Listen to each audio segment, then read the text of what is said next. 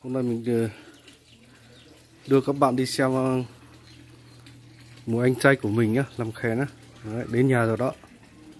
Đó. Đến nhà rồi đó.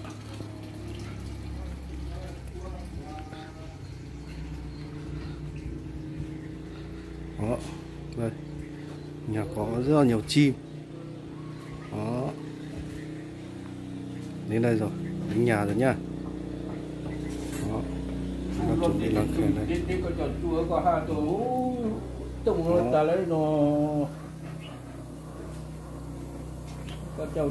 Hôm nay là bể nha các bạn nha.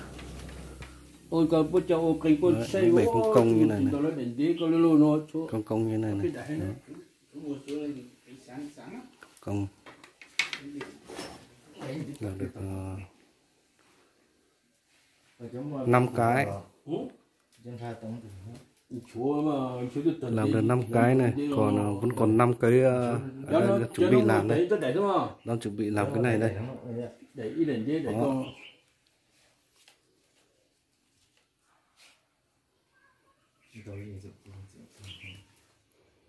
Là háng tâu nha các bạn nha, ở là háng tâu nha. Đó. Nếu mà anh lấy khen thì lên nhà anh trai của mình lấy nhá. Đấy, rất là nhiều, tí mình thổi cho các bạn xem nhá, kêu lắm nhá. Đó.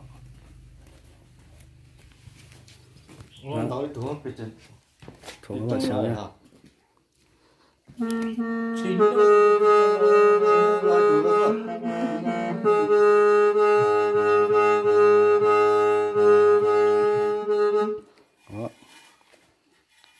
Rất là kêu luôn.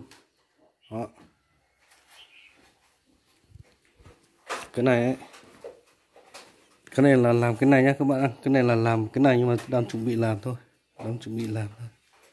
Đó.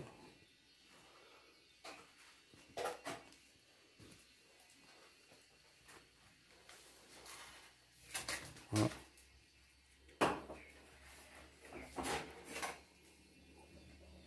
Là háng tâu nha.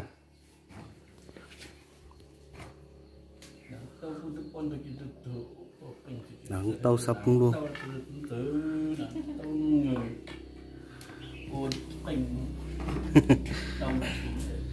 Anh trai của mình nhá, tí mình tung điện thoại lên ông chí gọi nhá.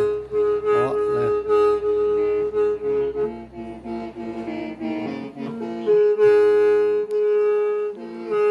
Rồi kêu luôn.